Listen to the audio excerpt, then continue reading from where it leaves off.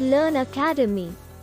इसमें L जरा हट के है और हाँ, लर्न करोगे तभी तो अर्न करोगे. You will fail your way to greatness. Most people allow their fear of failure to outweigh their desire to succeed. When you're willing to fail again and again and again, when you make up your mind to become unstoppable, when you make up your mind to become a no matter what person, then that will then give birth to a part of yourself that you don't know right now. Imagine, if you will, being on your deathbed and standing around your bed, the ghost of the dreams, the ideas, the abilities, the talents given to you by life, and that you, for whatever reason, you never went after that dream. You never acted on those ideas. You never used those talents. You never used those gifts. And there they are standing around your bed looking at you with large angry eyes saying, "We came to you, and only you could have given us life. And now we must die with you forever." See, most people stop short of their dreams and park and get off the highway of life because of the rejections of life. You will always be rejected. It's no big deal. Jack Canfield said rejection is a myth. It's not like when somebody says no and then they slap you. No, it's just, to me, make no your vitamin. Get excited about the no. Why? Because every time someone says no, that brings you another step to a yes. You're getting closer. Trust me, you will win if you don't quit. You will win if you don't quit. Even a broke clock is right twice a day. As you go through the challenges of life and you look at it and embrace whatever comes to you, don't run from it. Step toward it. Don't try and duck it like most people do. See, most people want it easy. See, easy come, easy what? Easy go.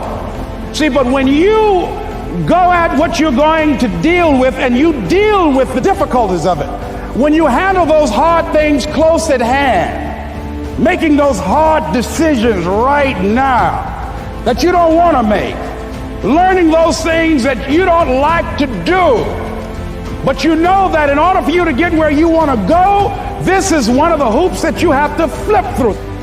And I'm saying to you, whatever you got to do it, because if you don't, life is going to whoop you until you surrender.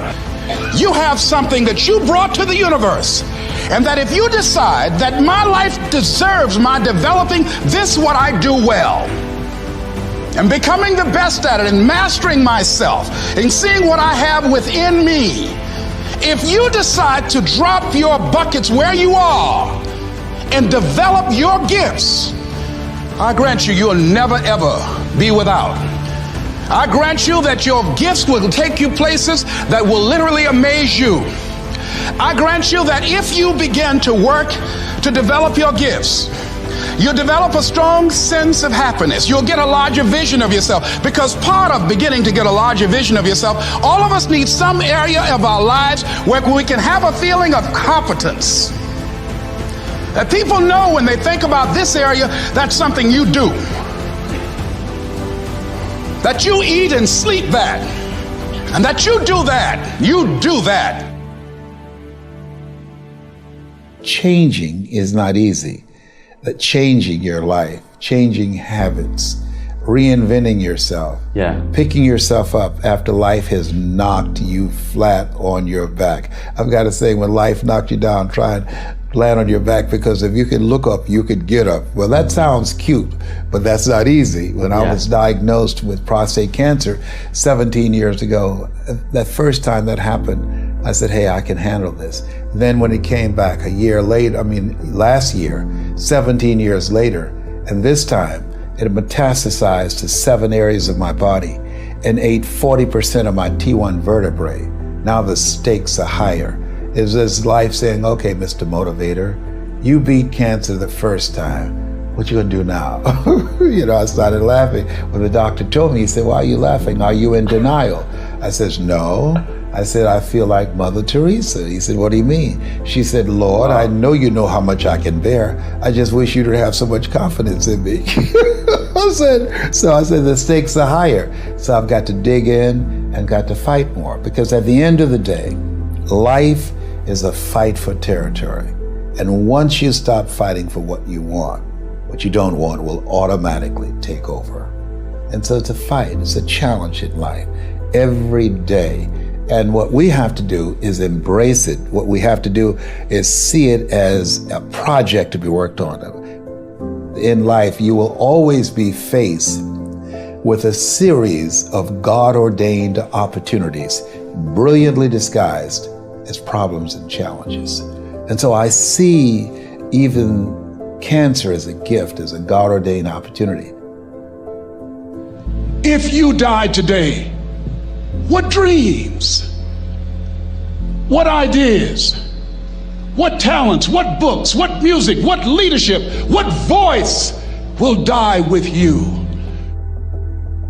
There are a lot of people who are biting their fingers in fear that they might lose their jobs. But there are few people who have decided within themselves, I'm going to make it.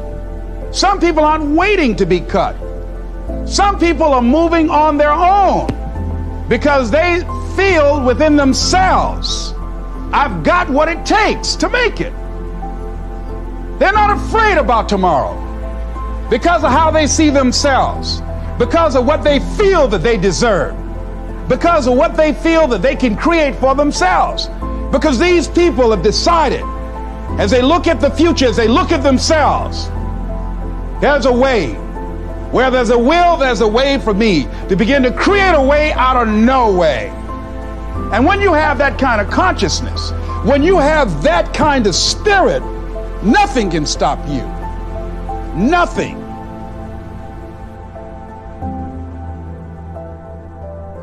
There's no secret to success. There's a system to success. And no matter what organization you become a part of, the system works if you work it. If you don't work it, it won't work. But it works if you work it. And that's one 4-letter word that most people don't like. They're not willing to work. There are winners, and there are losers, and there are people who have not discovered how to win. And all they need is some coaching. All they need is some help and assistance, just a little support. All they need is some insight or a different strategy, a plan of action to make some adjustments that will open up the key to a whole new future for them, that will give them access to the unlimited power that they have within themselves. That's all that they need. So what I want you to do is think about something you want for you, that's real for you, that's important for you, that will give your life some special meaning and power. And I don't even want you to say, I can do that. I don't want you to assume that. See, 5 years ago when I started out in this area, I would not have been able to make the mental leap that I would be up to where I am right now. I don't want you to begin to just psych yourself out. No. I want you to be able to say something to yourself that will enable you to maintain a level of integrity with yourself. That when you say this, even when you face tremendous setbacks, it will be a benchmark to keep you in the game, to keep you moving forward and experimenting and readjusting your strategy and your plan of action, continuously looking for ways to win. I think we have to reflect on, who am I? Why am I here? What drives me? If I died today, what 3 words would I want said about me if I died today? You know, what is it that defines me? You know, and how do I define myself? So I went to the next mode necessary to start talking to people and seeking and asking for what I wanted and leveraging relationships and trying to find out, how do the people do it that went ahead of me? How do they do it? And then what is it I need to do? How is it I need to train myself, to develop myself? What's the resources that will be required in order to make it happen? And as I start seeking out and asking questions, I started running into people who said, I know someone who can help you do that. And they helped me get connected with those people. Remember, we have so much energy that can take us so far. It's necessary that you hook up with some other energy that can take you to the next level. I hooked up with them. They said, let's go. I said, away we go.